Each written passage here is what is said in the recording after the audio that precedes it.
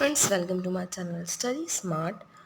EPS में हम पढ़ रहे थे, फर्स्ट टू फिफ्थ का ईवीएस देख रहे थे स्टेट एमपीटी टीचिंग एग्ज़ाम्स के लिए। तो उसी सीरीज़ को आगे बढ़ाते हुए कि हमारा पार्ट सेकंड है, वह एक पार्ट हम पहले बना चुके हैं जिसमें हमने कुछ पॉइंट्स देखे थे।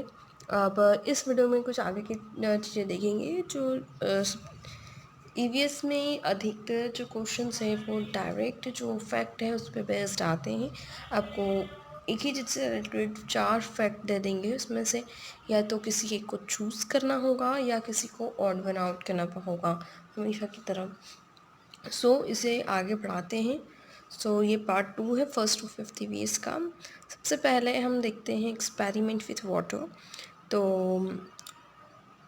और जितनी भी ओशियंस होती हैं और सी होती हैं उनका जो वाटर होता है वो साल्टी होता है, खारा होता है। ये जनरली जानने वाली बात है, ये अधिकतर सबको पता रहता है। और अगर सबसे ज़्यादा सॉल्टी वाटर कहाँ है तो वो है डेड सी में। सी का नाम ही है डेड सी। और नेक्स्ट है हमारा कि 1 लीटर पानी में लगभग 300 ग्राम सॉल्ट पाया जाता है। अगर हम 1 लीटर पानी देखें तो उसमें कितने ग्राम सॉल्ट होता है, तो 300 ग्राम सॉल्ट होता है। देन कोई भी व्यक्ति जो है वो डेड सी में तैर नहीं सकता। अब क्यों नहीं तैर सकता, तो डेड सी जो होती है वो सबसे सॉल्टी होती है और ज़्यादा सॉल्ट की वजह से उसकी डेंसिटी, उसका घनत्व बढ़ जाता है। इसलिए कोई भी व्यक्ति उसमें डूब नहीं सकता, मतलब आप नीचे उसमें जा ही नहीं सकते। आप अगर उसमें जाएंगे तो ऊपर ही तैरते रहेंगे, क्योंकि उसमें डेंसिटी की जो सॉल्ट की जैसे उसमें डेंसिटी है, इस वजह से। अब तो फिर अगर आप क्या होगा, अगर आप डेड सी में जाएंगे तो जो पर्सन है वो सरफेस पे, वाटर की सरफेस पे तैरता रहेगा, विल फ्लोट। नेक्स्ट है, अब हम मॉस्किटोज़ के बारे में देखते हैं। तो मलेरिया जो है, मलेरिया का जो फीवर है मॉस्किटो की वजह से होता है। तो पैर में ठंड लगना, रिगर्स होना, चिल होना, ये सारी चीज़ें होती हैं। और अगर हम मेडिसिन देखें तो अगर नेचुरल मेडिसिन देखें तो बार्क ऑफ किनकोना ट्री जो होता है उसकी जो बार्क होती है, छाल होती है, वो एज ए मेडिसिन यूज़ की जाती है मलेरिया के लिए। अब जिन साइंटिस्ट ने मॉस्किटो का स्टमक के बारे में पढ़ा है या उसमें झांक के देखा है, तो उन साइंटिस्ट का नाम है रोनाल्ड रोस। इन्होंने किसके बारे में जाना, मलेरिया के बारे में जाना, है ना। कब, जब पीपल बिलीव करते थे कि ये ख़राब एयर की वजह से ये डिसीज़ होती है, ये सब जन मानते थे।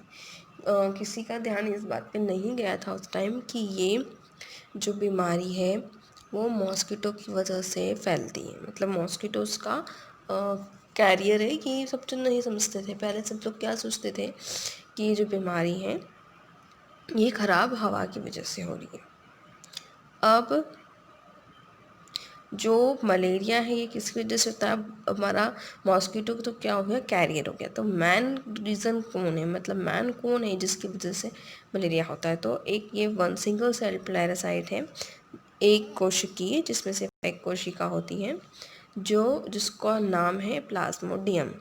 पैरासाइट है, वन सेल्ड है, सिंगल सेल्ड है और उसका नाम है प्लाज्मोडियम, जिसकी वजह से मलेरिया होता है। अब जो फीमेल एनोफिलस मॉस्किटो है, मॉस्किटोज में सभी इसको कैरी नहीं करते, सिर्फ और सिर्फ फीमेल एनोफिलस मॉस्किटो करती है, जो कि दिखाई कैसे, अगर आप उसको देख कर पहचानना हो कि ये कौन सी है मॉस्किटो, तो फीमेल एनोफिलस ब्राउनिश कलर की होती है और उसके विंग स्पॉटेड होते हैं। तो उसी के द्वारा ये सब दूर फैलाया जाता है। अब जैसे कि हमने मेडिसिन की बात करी थी, तो अर्ली टाइम्स में ड्राइड और पाउडर्ड जो बार्क होती है किनकोना ट्री की, उसको यूज़ किया जाता था मलेरिया के लिए। ठीक है, तो लोग क्या करते थे, जो बार्क का पाउडर है उसको बॉईल करते थे। ठीक है, उसके बाद जो पानी है उसको स्ट्रेन कर लेते, मतलब छान लेते थे, और फिर वो पानी जो है वो पेशेंट को दिया जाता था। ठीक है, तो पहले जब मेडिसिन नहीं थी तब इस प्रकार से क्योर किया जाता था। अब टैबलेट्स आ गई हैं, इसी तरीके से फिर अब टैबलेट्स का यूज़ किया जाता है। नेक्स्ट हम देखते हैं अब आयरन जो है वो किस किस फूड आइटम्स में पाया जाता है। तो इट्स मेनली जैकरी में, आंवला में और ग्रीन लीफी वेजिटेबल्स में पाया जाता है। ये सिर्फ याद रखने जैसी चीज़ है। फिर है anaemia, common in Delhi school. अब इसके बारे में एक लेख था हमारी बुक में, तो उसके बारे में मैंने निकाला है। तो 17 नवंबर 2007 को बहुत सारे बच्चे, थाउजेंड्स ऑफ चिल्ड्रन, जो कि म्यूनसिपल कॉरपोरेशन स्कूल दिल्ली में रहते थे, पढ़ते थे, वो उनको क्या हुआ, एनीमिया से सफ़र किया, मतलब उन सबको एनीमिया हो गया। This is affecting both their physical as well mental health. इससे उनकी फ़िज़िकल हेल्थ के साथ साथ मेंटल हेल्थ भी प्रभावित हो रही थी। एनीमिया के कारण बच्चे ग्रो नहीं कर पा रहे थे, उनके एनर्जी लेवल्स लो हो गए। ठीक है, अब इसकी वजह से वो ठीक से पढ़ाई नहीं कर पा रहे थे, प्रॉपर पढ़ाई नहीं कर पा रहे थे। अब क्या हुआ, उनके हेल्थ चेकअप किए गए। ठीक है, फिर और हर एक बच्चे के लिए अलग अलग हेल्थ कार्ड बनाए गए। ये किया उन्होंने, और फिर उसके बाद उन्होंने जो क्या किया, जो एनीमिया के चिल्ड्रंस थे उनको आयरन टैबलेट देना शुरू करा, और उनको उनके हेल्थ कार्ड में उनका ऑब्जर्वेशन लिखने लगे, ताकि समझ में आए कि वो उनमें जो ग्रोथ है वो ठीक से हो रही है कि नहीं। अब तो ये थी आयरन बेस्ड कहानी, जिसमें एनीमिया किस प्रकार से क्योर होता है ये बताया गया है, और उसके क्या क्या इल इफ़ेक्ट है। तो एनीमिया की वजह से फिज़िकल और मेंटल हेल्थ अफेक्ट होती है, ग्रोथ नहीं हो पाती, एनर्जी लेवल कम हो जाते हैं, है ना। तो ये सारी चीज़ें हैं एनीमिया के बारे में। नेक्स्ट हम देखते हैं फ्लाइज जो होती है वो स्प्रेड करती है डिसीज़ेस। तो कौन सी डिसीज़ेस, अधिकतर स्टमक से रिलेटेड जितनी भी प्रॉब्लम्स होती है, डिसीज़ेस होती हैं, उसको स्प्रेड करने का काम फ्लाइज करती हैं, मक्खियाँ। देन अगर हम एलम को वाटर में रखेंगे तो जितनी भी इम्प्योरिटीज़ हैं वो सेटल डाउन हो जाएगी। सेटल डाउन हो जाएगी मतलब नीचे बैठ जाएगी। ये काम अधिकतर लोग करते ही हैं कि अगर गंदा पानी आता है तो फिटकरी उसमें घुमा देते हैं पानी। थोड़ी देर बाद क्या होता है, जितनी भी गंदगी होती है नीचे बैठ जाती है और पानी साफ़ हो जाता है। तो ये तो हम करते ही हैं, बस एलम को फिटकरी बोलते हैं, ये आपको ध्यान रखना है। अब इसकी जगह क्लोरीन को भी यूज़ किया जाता है ताकि पानी में जो जर्म्स है वो मर जाए। नेक्स्ट हम दांडी मार्च के बारे में देखते हैं। ये जो इंसिडेंट था वो 1913 में हुआ था, जब इंडिया इंडिपेंडेंट नहीं था। बहुत सालों तक ब्रिटिश ने एक लॉ बनाया था, बहुत साल पहले की बात है, और उस लॉ के कारण कोई भी व्यक्ति अपने आप से खुद से सॉल्ट नहीं बना सकता। ये था उनका लॉ। ठीक है, और वो साथ ही में सॉल्ट पे बहुत ज़्यादा टैक्स यूज़ करते थे, मतलब टैक्स देना पड़ता था। अब सॉल्ट तो ऐसी चीज़ है कि जो हर मतलब ज़रूरत ही है, बिना सॉल्ट के तो खाना अच्छा ही नहीं लगता है। लेकिन उन्होंने ऐसा लॉ बना दिया था कि कोई भी पर्सन अपने से सॉल्ट नहीं बना सकता, मतलब सिर्फ वो ही बना सकते हैं। ठीक है, उनकी कंपनीज ही बना सकती हैं, और उसको बेचने में वो बहुत ज़्यादा कर वसूलते थे। अब इस वजह से क्या हुआ कि घर के यूज़ के लिए भी जो थे वो लोग सॉल्ट नहीं बना सकते थे, और हम तो सॉल्ट के बिना रह ही नहीं सकते। अब गांधी जी ने क्या किया, उन्होंने ये कहा था कि गांधी जी ने कहा था कि कोई ऐसा लॉ कैसे बना सकता है, नेचर ने हमें जो चीज़ दी है उसके लिए तो फ्री है यूज़ करने के लिए। फिर गांधी जी ने बहुत सारे दूसरे लोगों के साथ मिलकर एक यात्रा, यात्रा मीन्स लॉन्ग वॉक, अहमदाबाद से डांडी सी शोर तक, जो कि गुजरात में है, और इस लॉ के अगेंस्ट उन्होंने प्रोटेस्ट किया। ओके, अब बात है कि सॉल्ट बनता कैसे है। तो जो सी वाटर है उसे शैलो बेड्स, मतलब एकदम उथले बोल सकते हैं, उथले थोड़े से जैसे कि खेत मान लो, खेत की तरह बनाते हैं, उथला हुआ, थोड़ा साइड्स जो हैं वो थोड़ी ऊंची होती है और नीचे का भाग, बीच का भाग थोड़ा डाउनवर्ड होता है, जहाँ पे क्या करते हैं पानी भर दिया जाता है। ठीक है, अब भर देते हैं पानी। उसके बाद धीरे धीरे क्या होता है, सन की रेस पड़ती है तो जो वाटर है वो इवेपोरेट होते जाता है, और जैसे जैसे पानी इवेपोरेट होता है सिर्फ जो सॉल्ट है वो बचता है, बाकी तो पानी तो क्या हुआ, इवेपोरेट हो गया। तो इस प्रकार से सॉल्ट को कलेक्ट किया जाता है। हमने देखा था कि 1 लीटर पानी में 300 ग्राम हमको सॉल्ट मिलता है। अब वो इतना सारा पानी को उड़ा देंगे तो उसमें से हर 1 लीटर में से हमको 300 ग्राम सॉल्ट मिलेगा, और इस तरीके से हम सॉल्ट को कलेक्ट कर सकते हैं। नेक्स्ट है बसंती पाल के बारे में, कि वो फर्स्ट इंडियन वुमेन थी, ठीक है, and 5th women in the world. Bharat में देखें तो पहली महिला, और वर्ल्ड में अगर देखें तो 5वीं नंबर पे आती थी, किसमें, तो माउंट एवरेस्ट पे जाने के लिए। ठीक है, सबसे पहले वो माउंट एवरेस्ट पे गई थी इंडिया की बात करें तो, और अगर वर्ल्ड की बात करें तो 5th नंबर पे गई थी। ठीक है, बचेंद्र पाल जो हैं वो नाकोरी विलेज में, गहरवाल एरिया उत्तराखंड की हैं।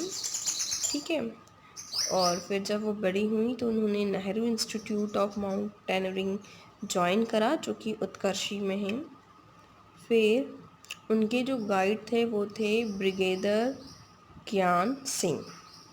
कौन थे उनके गाइड, ब्रिगेडियर ज्ञान सिंह। 1984 में बचेंद्री पाल सिलेक्ट हुई टीम मेंबर में। ठीक है, कौन सी टीम मेंबर में, तो जो माउंट एवरेस्ट क्लाइंब कर सकते हैं उस टीम में बचेंद्री पाल सिलेक्ट हुई। फिर 1 इन द आफ्टरनून ऑफ 23 मई की बात है। ठीक है, 1:07। ठीक है, पर क्या हुआ, बचेंद्री पाल पिक पे 8,900 मीटर हाई माउंट एवरेस्ट पे पहुंची थी, और उस पिक को क्या बोलते हैं, सगरमाथा। क्या बोलते हैं, सगरमाथा, जो कि कहाँ है, नेपाल के अंतर्गत आता है। अब यहाँ पे एक साथ 2 व्यक्ति नहीं खड़े हो सकते, इतनी भी जगह नहीं थी कि एक साथ 2 व्यक्ति खड़े हो, वहाँ उस जगह पे थे वो टॉप। फिर वो उन्होंने अपना सिर झुकाया, फिर उन्होंने नेशनल फ्लैग निकाला, वहाँ पे नेशनल फ्लैग लगाया, अपनी फ़ोटोग्राफ्स ली। ठीक है, वो कम से कम 43 मिनट्स हाईएस्ट पीक पर उन्होंने बिताए। अब हम विटामिन्स और आयरन की बात करें तो ये हमें स्ट्रेंथ देते हैं। अगर ठंड में हम विटामिन और आयरन लेते हैं तो ये हमें गर्मी प्रदान कर, मतलब ठंड से लड़ने की क्षमता देते हैं। अब टेकला विलेज जो है वो है 1600 मीटर हाइट पे, और ये झलरापाटन या झलवार में है, जो कि राजस्थान में पड़ता है।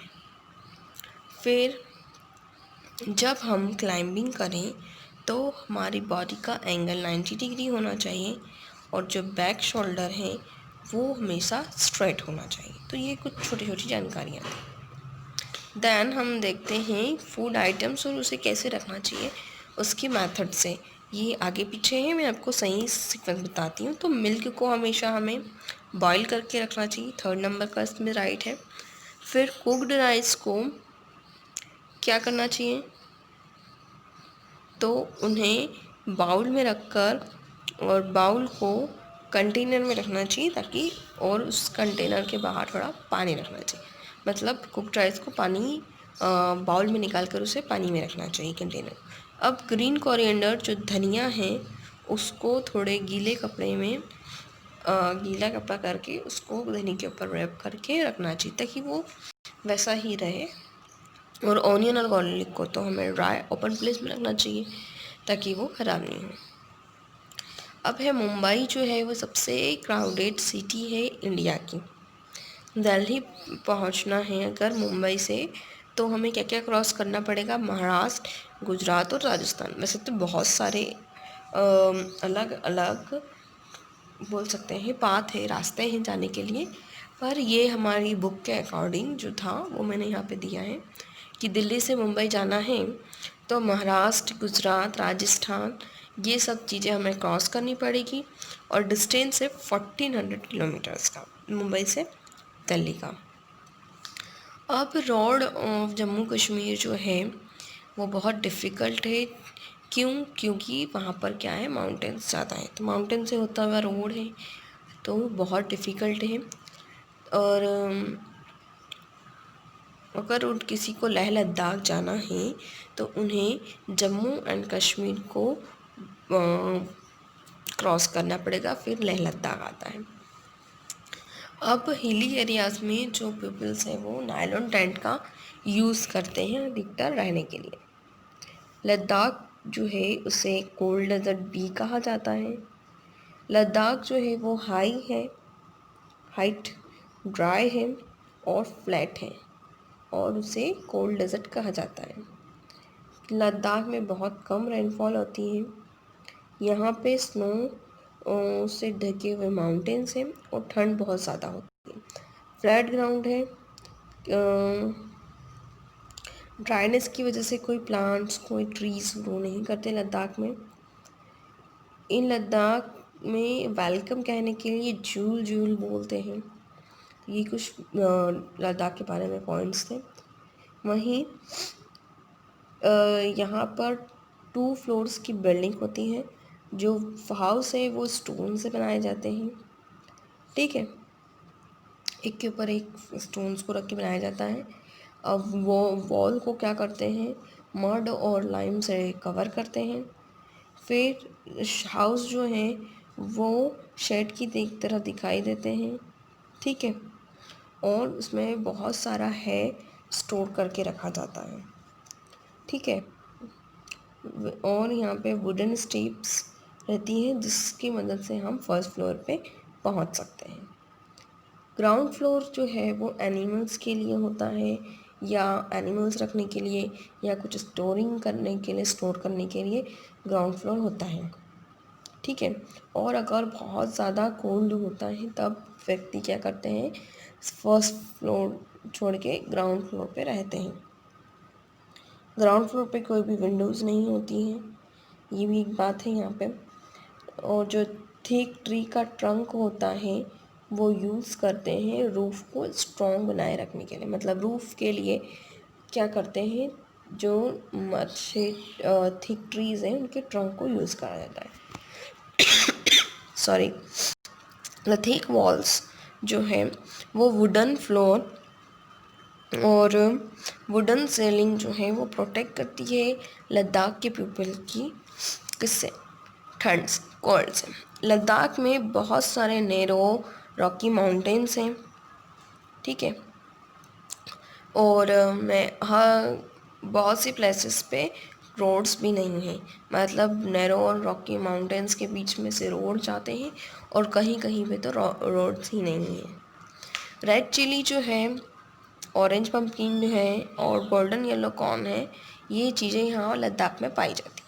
समर सीज़न में मैनी फ्रूट्स एंड वेजिटेबल्स को ड्राई करके इन्हें रखा जाता है विंटर में यूज़ करने के लिए, ठीक है। जब हमें फ्रेश फ्रूट्स और वेजिटेबल नहीं मिलेंगे तो ये जो हमने प्रिजर्व किए हैं इन्हीं को हम बाद में यूज़ करेंगे, इसलिए उन्हें प्रिजर्व करके रखा जाता है ड्राई करके। अब एवरी ड्रॉप काउंट्स, ठीक है, ये एक चैप्टर का नाम है। ये जो है वो गांधी सार के बारे में है। सार का मतलब है लेक, ठीक है। घड़ी सार जिसमें सार का नाम है लेक। अब स्कूल जो है वो घाट पे है एक, ये जो स्टोरी है वो जैसलमेर की है। जैसलमेर जो है वहाँ पे बहुत कम रेनफॉल होती है, या तो हम कह सकते हैं साल में एक बार, और कभी कभी तो वो भी नहीं होती है। यहाँ पे 9 लेक्स हैं, और इन 9 लेक में जो पानी है वो एक ही लेक से सभी लेक में जाता है। कुछ प्लेसेस पे जब ये पानी इनमें भर जाता है तो सेलिब्रेट किया जाता है, ठीक है। जैसे उत्तराखंड में जो नई दुल्हन होती है वो स्प्रिंग के टाइम में पौंड स्प्रिंग में पौंड के पास जाके झुकती है। मतलब वो उनकी एक प्रथा है कि नई दुल्हन जो आएगी वो पानी के पास जाके, पौंड के पास जाके झुक के उनको प्रणाम करेगी। अब रीज़न्स हैं यहाँ पे कुछ कि वेल्स क्यों सूख रही हैं। तो जो अंडरग्राउंड वाटर है वो हम इलेक्ट्रिक मोटर से पंप कर लेते हैं, तो ये एक रीज़न है सूखने का। और फिर और जो लेक्स है जहाँ पर पानी इकट्ठा होता था, जिससे फिर पानी रिस के क्या होता था, अंडरग्राउंड जाता था, तो अब वो लेक्स ही नहीं रही हैं, तो फिर पानी इकट्ठा कैसे होगा और फिर रिफिल कैसे होगा। तो इस वजह से भी हो रहा है। फिर जो सॉइल है वो ट्री के अराउंड या पार्क के अराउंड जो है, जिसकी वजह से पानी बोल सकते हैं ज़मीन में जाता था, तो अब वो जो एरिया है वो सीमेंट से कवर है, तो पानी अंडर वाटर नहीं जा पाता है, इसलिए जो लेवल है वो कम हो रहा है और इसलिए वेल में पानी नहीं आता है। So thanks for watching my video. आज हमने कुछ और पॉइंट्स को देखा, लास्ट वीडियो में कुछ देखे थे, कुछ अभी देखे हैं, और भी कुछ बचे हैं जो हम नेक्स्ट वीडियो में शेयर करेंगे। सो थैंक यू फॉर नाउ। और नेक्स्ट वीडियोस में आपको क्वेश्चन आंसर वाला भी डाल दूँगी, कुछ पॉइंट्स डाल दूँगी। टेलीग्राम पे जाके आप चेक करिएगा और क्वेश्चन लगाने की कोशिश करिएगा, फिर बाद में मैं इसके आंसर्स भी आपको शो ऑफ कर दूँगी। So thank you for now, bye bye.